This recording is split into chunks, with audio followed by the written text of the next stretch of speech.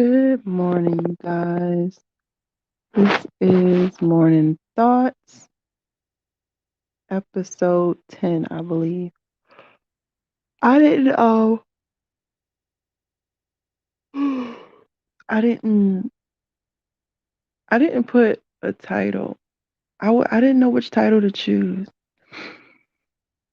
I wanted to talk about Earth, but I didn't know if I wanted to title it Earth because I didn't know if I wanted to talk about Earth as an Earth or Earth as a matrix. And y'all know how I just be talking and I just go off. And this is kind of the morning thought. It's what's on my mind when I wake up. And it's not really not no set thing, but I usually wake up knowing what I want to talk about. And I usually put it in the title, but I don't, it's, I don't really know because it's not just Earth, but also time. And then you know how I feel this is really this reality, it just seems so much of a matrix. It just doesn't seem it seems like it seems manipulatable. You like you're able to manipulate it. Manipulatable? Is that a word? But it just seems like reality can be altered. Like for real altered.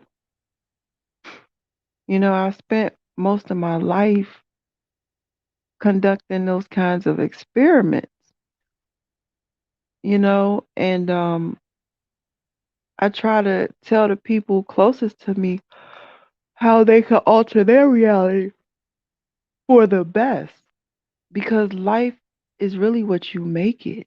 And you know what I'm saying? I understand sometimes you could feel sad or sometimes, you could feel depressed, but when you're in a perpetual state of depression or you're in a perpetual state of not liking yourself or putting yourself down, the words that you feed to yourself is very important. And it's like being around people that always, always have something, have an issue, like is always depressed, always sad. Even when something good happens to them, they'll say, "Oh, something good happened to me," but then follow it up with, "But I know it's not going to like that." That's going to always keep you in a place in your life that you're not at, that you don't like to be. You know, when I was younger, my mom used to tell me that there was a thing called a self-fulfilling prophecy, where you say something so much that it actually happens. And as I got older, I realized that that is true. So if you can do a self-fulfilling prophecy and make your life bad, you should be able to do a self-fulfilling prophecy and make your life good. So I put an experiment out 10 years ago to be where I am right now. You know what I'm saying? And so you guys, like, you got to understand that it's hard, but it's sacrifice. Like, remember I told you, I said a lot of things is about sacrifice. It's about it's about sacrifice because you literally can change your reality. All you have to do is sacrifice.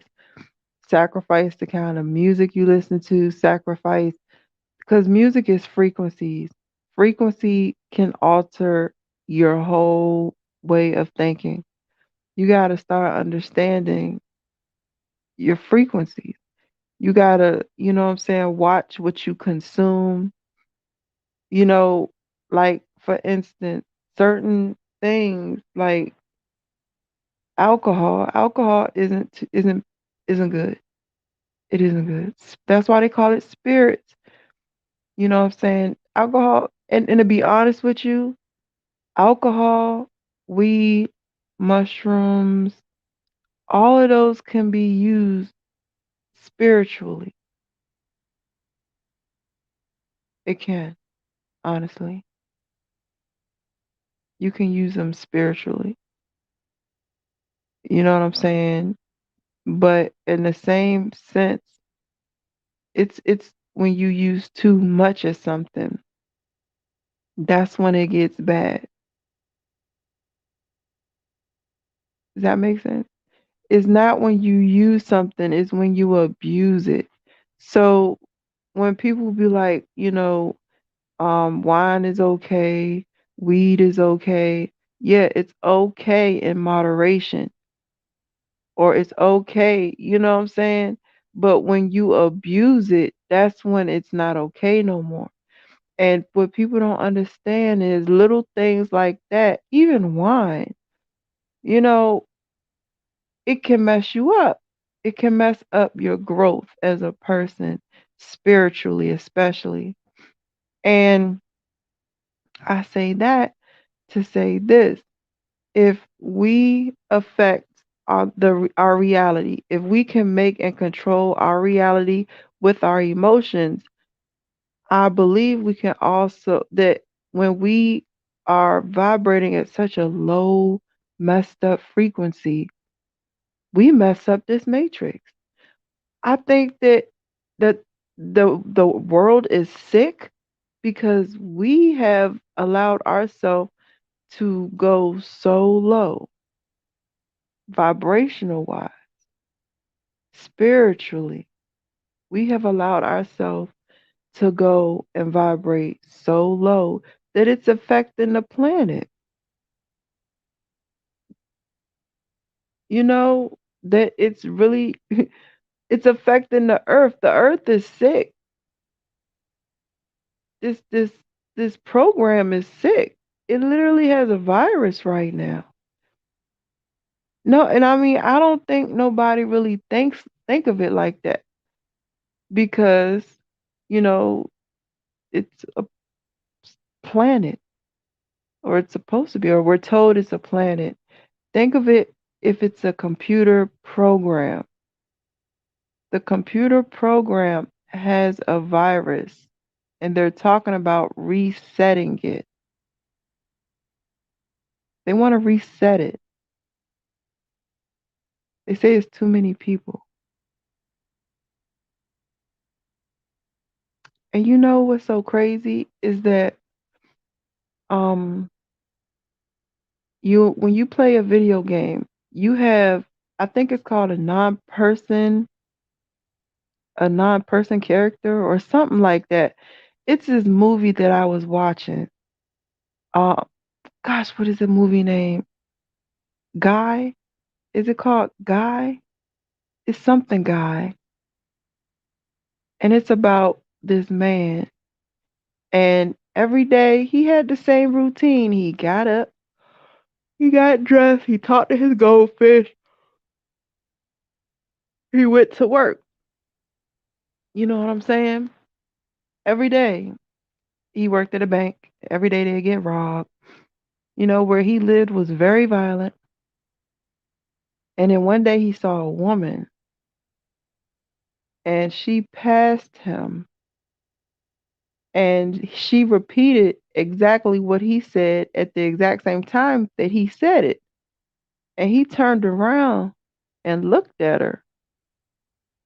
And he was like, "You're pretty." And she was like, "You're not supposed to say that. That's new." And then she turned around and she walked away. And and so, well, to make a long movie because it was a little long. To make a long movie short, it was a video game, and it was the first video game where they actually used AI for the an AI. They used the artificial intelligence as the base of the computer, and he was a non-player character. I don't know what they call it, but you know when you're in a video game and it's the people that's just walking around the street. He was one of them, but he was starting to become aware when he saw her because his character was based off of a developer, and the developer that it was based off of was in love with the girl, the player in real life. So when the character saw the girl, somewhere in his head clicked, and he was like, he fell for her, and he broke his character. And so he went from a regular non-player character, I think that's what it's called, NPC non-player character, to an actual character, but he couldn't leave the game because he was still part of the game. Now everybody else, they when they put the glasses on, and it's another reference to the glasses, just like the movie y'all know what I'm talking about, the movie dang, I can't think of it. You know what movie I'm talking about when he put the glasses on and he saw consume and obey and what things really said. Okay, so when he put the glasses on, because all actual players that played the game, they all came with glasses, because you know you press your glasses, your weapons pop up and all that other stuff. So he got his hand on a pair of glasses, and when he finally got his hand on a pair of glasses, he saw his world like the players saw his world. Like he was able to see the numbers, he was able to see all that stuff because the girl thought the girl literally thought he was another regular player instead of a AI. And so she told him, she said, if you could talk to me if you get your whatever up, your coins and your levels and stuff. She was just pretty much telling him, look, holler at me when you level up. So he did. He found a pair of glasses and he leveled up. And so he quit his job. Now, he's no longer the regular non-player NPC. I really hope that's what it is. He quit his job and started playing the game like he was, and everybody around the world, like the real world, was like, who is this player? He's so good. Who is this player? And nobody could figure out who he was because he wasn't a player. He was supposed to be in the background. And the person who made the game found out that he wasn't a player. So they're like, look, clean it off. Like just wipe it out. And so, but it wasn't really his game. He had stolen from somebody else. It's a whole nother story behind that. But anyway, all of the non-player characters got together near the end because they realized that their world wasn't real. They realized that there was a border. Like he went to the ocean and tried to run past, like run through, and he couldn't because there was an invisible wall that he never knew was there because his programming didn't require him to try to go through that water. You know what I'm saying? His programming wasn't like no none of their programmings programmed them to go past that point. So and they would look at it, but they just never had no reason to. You know what I'm saying? And so when he did try, after she found out that he wasn't a real player, and she found out that he was an AI in the system, um, she she was like, "Look, they're trying to wipe out this this game. Y'all need to get together. Y'all need to fight." And so I just found that movie right there was wild to me because it just we don't we are all programmed and have been programmed for so many limitations. And we're just we real life just do our everyday. We just go about our everyday lives. We do things. People travel, but because we're taught that there are limitations to certain things, ever since we're babies, we're taught there are limitations. Because of that, we don't test boundaries. And I don't think people understand what I mean when I say we are programmed. There are certain things that we just don't do because we honestly don't believe and we're not taught. You got to understand there was a method to the madness of slavery, of the slavery, of slavery, of the Holocaust, of all of these things that happened. They were getting rid of knowledge. You know, a lot of times if you want to get rid of knowledge, you go to the library and you burn the books. Well, our elders, our ancestors, they were our books. They were our books. And when slavery ended, what they did to the books was they messed them up in the healthcare system. They had the Jim Crow era. And you want to know something about the Jim Crow era? I have been a nerd my whole life, and I didn't hear about the Jim Crow era until I was 30. I don't know what that's about, but I never heard the word Jim Crow until I was 30. And that baffled me because all I ever did was I told you guys I have been researching and going through history and researching everything, everything. And I never heard Jim Crow. I never forget. I was like, my daughter came home, was like, yeah, because Jim Crow. I said, who's Jim Crow? What was that? What's that? And my daughter was like, not you not knowing. Yes, because I had never, and that was really, and another person that I didn't hear of until I got older was Marcus Garvey. And that's not normal for me because I research. It's no reason for me not to know that. All right. But and then you realize that once slavery ended, mass incarceration began. You know, so there has always been this big push to keep the elders or to keep the information away from the youth. And then they take the youth and indoctrinate them. Because to be honest with you, slavery isn't a part of Black history. That's not a part of Black history.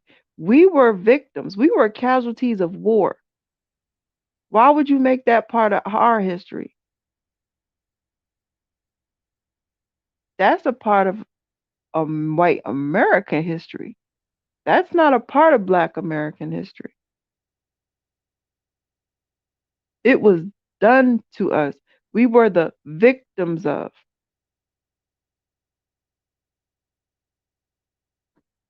But I digress.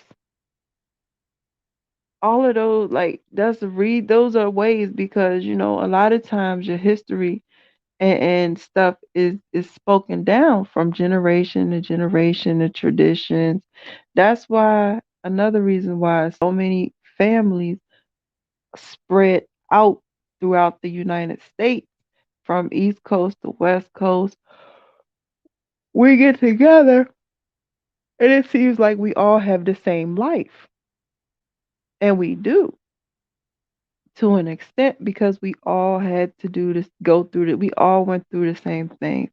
You know what I'm saying? We all pretty much grew up with our parents telling us and their parents telling them and their parents telling them. That's how culture is. That's how culture is. And a lot of black people, a lot of black Americans, they like we get told so much about how our culture is literally just we were slaves and now we're victims that we don't sit back and think about the rich culture and survivor spirit, and not just the survivor spirit but also the PTSD and the mental health issues that arose from what happened to our people generations ago. And I just want to say a couple of more things about that because this isn't like a history thing, but I want you guys to understand that they look, trauma can be passed down through the womb. You can carry the trauma of your mother and her mother and her mother or your father. You know, you can carry that trauma down. You know what I'm saying? A lot of us, people of color, you know, we hear a noise and we freeze and we listen. Or have you ever been asleep and just heard something slight and just wake up? That's trauma. I had to learn that's trauma. That's a trauma response. When you are in a dead sleep and you wake up out of a dead sleep because you heard something, that's a trauma response. Or if you sleep really, really, really light, that's a trauma response. And you want to know something wild is um I had said something and this girl was like, I do that, but I've never had anything happen to me. But what a lot of people fail to realize is you can carry the trauma of your mom. You can carry some things are so traumatic that it affects a person for generations. You know what I'm saying? And a lot of times it was like, oh, the effects of slavery is going to be around for 300 to 400 or something. It was either 300 or 400 years. And that the effects of slavery is just now going to end. Now, like I believe it was last year, maybe 2021, the effects of slavery, that the effect that slavery had on black people would end around 2021. And you know what's really wild is if you look back around 2014, 2015, they were predicting a race war around this time, a civil unrest against the races. The Department of Human Service, is that it? Department of Health and Human Service? DHS. They were preparing for a race war. So they knew that these next generations coming up was not going to really be affected by the trauma of slavery, but they will be but why you think that they re-traumatized people so much during Obama's presidency with killing of black people, with the police killing black people? They had to reinforce that trauma. They have to continuously reinforce that trauma because that trauma that you get from the womb, it only lasts but so long if a family is making healthy choices. If you're starting to learn healthy choices and you're starting to do, you know, healthy things, and you're starting to learn how to communicate health, in a healthy way, or you're understanding your trauma responses. You're staying away from people that trigger you. You're learning your triggers. You're trying to, you know what I'm saying, find good coping mechanisms and good communication. it that trauma, it don't go to your kids, or it wears off. It was a study done about that in rats. That they did, they like electrocuted the mother and stuff, and kept electrocuting and kept electrocuting and kept electrocuting. Every time they ring a bell, they electrocute her or something like this. I might be wrong. I don't know. Hold on. But no, I'm right about the experiment. I might be wrong about the variables. Um, they electrocute her. And so when she had, and they ring the bell, ding ding ding, then they electrocute her, ring the bell, ding ding ding, and they electrocute her. And then she got pregnant and had little baby rats.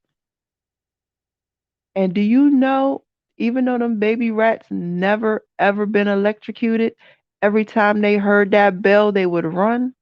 Something inside of them said, fear the bell, even though they never been electrocuted. I'm telling you, the Black community, we have so much PTSD that it makes absolutely no sense. And we really need to work on that, to go back to the original conversation, because we hold a lot of spiritual power. We hold a lot. You know, I was listening to a lecture about how the importance of melanin, um, and how like strong it is, how important it is spiritually. It heightened so many senses. And so we need to raise our vibration. We need to work on getting ourselves to a happy space. One of the things people really, really need to do is leave those negative Nancy's alone. People that are in a situation that they continuously complain about but never want to leave the situation. I can't, like, it's been times I've been in that situation. I ain't even gonna swell to you. And to be honest, sometimes it's just hard to get out of a situation. But if it seems like a person just is just in it, and it just stays there and just makes excuses to be there, then maybe that's what they like. And it's like you can only help someone as much as they want to be helped. Some people just want to complain, and that's okay. I can understand that. But what complainers need to understand is, when you do that, you're putting that energy onto the person you're complaining to. You know what I'm saying? Like, would you want everybody to feel like you're feeling right now? I could understand venting. I could understand if you feel depressed, you go to somebody, you get some help. You know, you go to somebody that's going to help you, or going to try to help you get out of, feel better. You always want to be around people that's going to make you feel better. But when you project what you're going through onto a person constantly, you're bringing them down. And that's not a person. If you want to raise your vibration, or if you want to try to make yourself better, that's not a good person to be around. And if you want, and you know what I'm saying, some people do it and they don't notice that they're doing it. If you feel like, you know what I'm saying, you notice, oh, maybe, you know what, maybe I do that.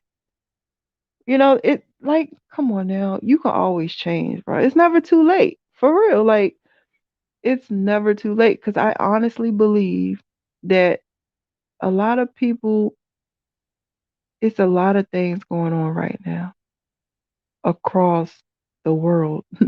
It's going on everywhere. It's not just here. And we really need to, like, get together and try to make how we need to raise the vibration, just to put it plainly. We need to raise our vibration so we can raise this vibration. Because this earth thing, this little matrix we're in, this thing is breaking down. Sis is tired. You hear me? Sis is tired. She is sick of us. She is sick of us. She is not having it. I promise you. She's like, I'm not doing it with these things no more. I am tired and I am done. All three of you on Birdman hand rub, like for real. So it's like, it's about that time. It's really about that time. You know, things are coming out. Things are being revealed. Things are being told to us. Things are being showed to us. Systems really are breaking down. And that video I played yesterday, it was so why the reason why I wanted to play that video is because I literally just stumbled on that video yesterday. And I have been saying the same things that woman has been saying. I have been saying for a very long time. Not only has I been saying that, but I've been showing y'all articles. I've been reading you guys articles that literally state the same thing that woman was saying. So even if it's not all true, yo, you gotta say, look. And not only that, but I heard about that whole galactical. I heard about that a few years back. That they were fighting to see who was going to run Earth for the next few thousand years or whatever. Man, I heard this a while ago. This was back when I had my old channel. Like even like near the beginning of my old channel. They were fighting to see who was gonna run Earth. You know what I'm saying? And that's when we were seeing all of the crazy stuff going on in the air. You know what I'm saying? And now that she's saying that they no longer have, they're like null and void. We're leaving. We're out. We're out. What's wild is now they're fighting in the water. And they love saying as above, so below. So, you know, it's really wild. It's really wild. I told you guys 9/11 popped it off. There was a World Bank in every country except for the ones that there during when 9/11 happened. There was like maybe 7 or 8 countries left that didn't have a World Bank. And if you look from 9/11 to now, each and every one of those countries was bullied. I wonder if Ukraine has one. I don't know. My laptop ain't up here. But every one of them countries was bullied, was picked on. Libya, Iraq, Iran, Syria, all of those, every one of those countries that wasn't with the banking system was picked on and messed up and messed over, right? Until they all got with the program. And now they're talking about putting the crypto money in place. Money's not going to be good anymore. Banks are about to shut down. And you know what's so crazy is everybody had that feeling. Everybody had that feeling. Then they pop up with the metaverse. I kept telling y'all there's something about this metaverse. Something ain't right. They no longer have control over this realm. We have a small window of time. They no longer have control over this system, over this. They no longer have spiritual control over this, um, this reality. That's why they are trying to do what they're trying to do. You know what I'm talking about. Y'all know. I just don't want to say it. But they no longer have spiritual control over us unless we do that. And then they want to put us in the metaverse. You know me. I ain't gonna slow to you. I was thinking about investing in it. I ain't gonna lie. I ain't even gonna lie to you. Y'all know your good sis like herself a good investment. But still might. I ain't even gonna swear to you. I still might invest in it. Shoot. Once them vaccines came out, I invested in them. You think I did not? I knew what was up. And that's one thing about doing the kind of work that I'm doing. Well, not even work, because I don't get paid for this. I swear I don't get paid for this. Only time I get paid is when people cash at me, and I am so grateful for the cash apps. That's the only time. I am so grateful. And PayPals. I am so grateful for the cash app and the PayPals. Because other than that, I don't get no money. I don't get paid for this. I'm not monetized. I just do this because I don't know. I'm supposed to. This is what I'm supposed to do. I'm supposed to share my thoughts and opinions, and hopefully something I say will resonate with someone, and then they can share it, and then something they say will resonate with someone, and it could start a chain reaction of change. That's all I want to do. Is plant the idea, but they haven't had control over us in a while. Or they knew they were going to no longer have control over us. So they had to do something to get control over us before it got out of hand.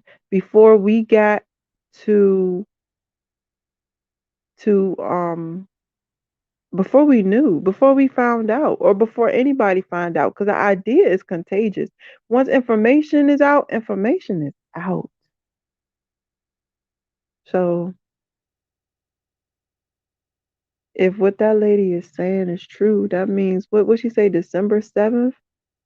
December 7th is December say a 7th is when they were like, y'all no longer have control over the angels. I mean, not the angels, the demons.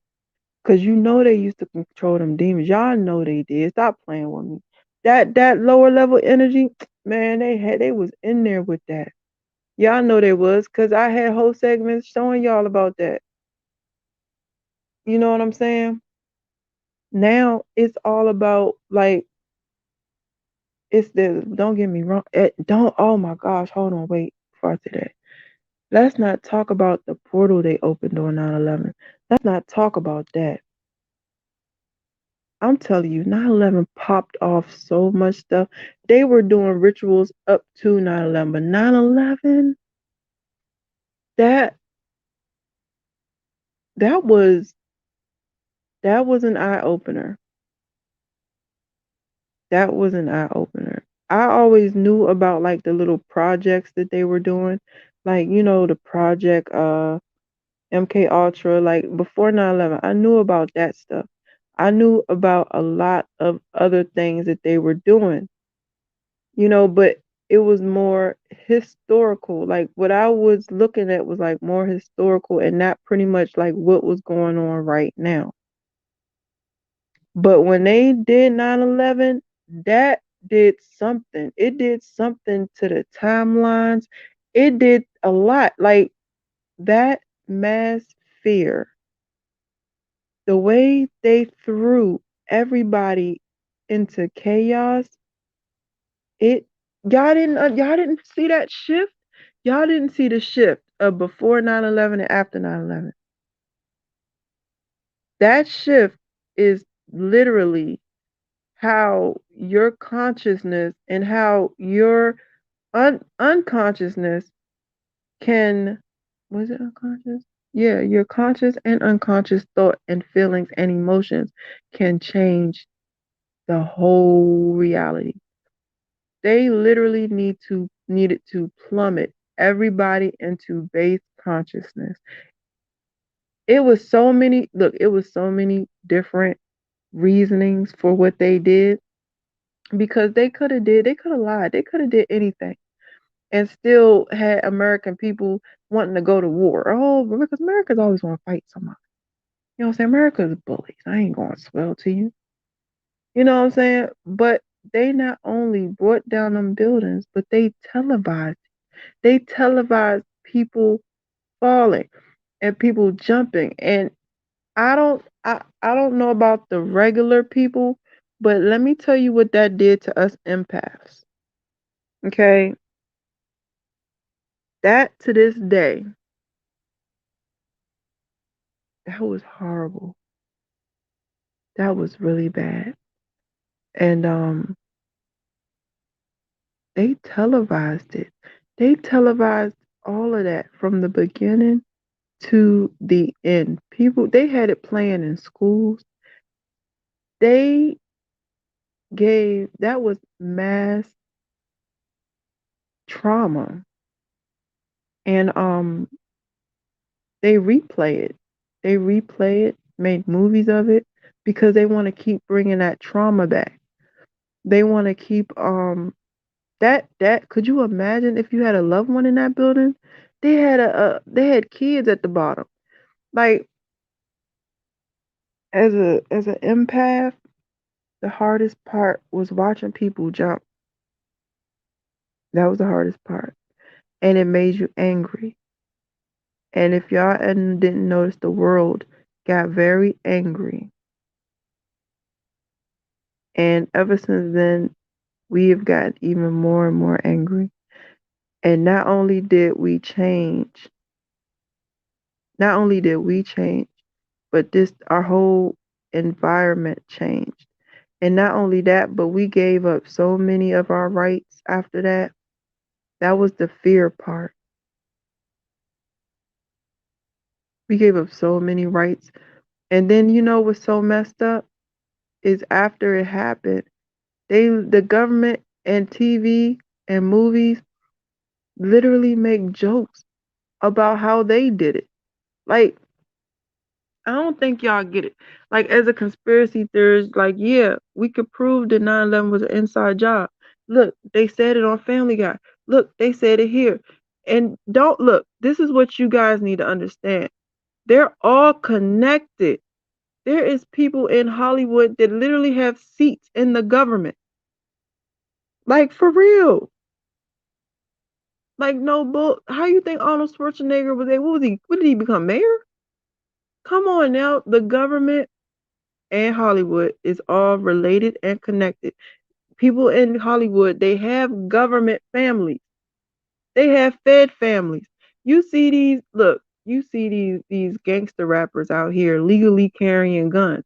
How are you a gangster rapper with a gun permit, my mans? Like, well, how does this work? How does that work? How are you a whole gangster in a gang with a gun permit? You'll be surprised how many gangster rappers got gun permits legally.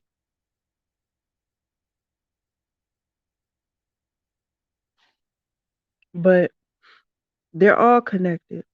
So we go through one of the biggest mass, I can't, like, traumatic incidents. And then a couple of years later, you hear the TV shows and stuff joking about how the government did it. What was their purpose? It was many purposes. That it was many reasons to that. I don't know. I still don't even know what I'm gonna name it. Probably the Matrix. I don't know. This Matrix. But yeah, that's pretty much all I want to talk about. Well, not really. I just don't want to make it too long. Running my running my mouth. But y'all have a blessed day. Okay? And try to make someone's day brighter. Try to make someone laugh just because you can, just because you can. Just make them laugh. And y'all have a blessed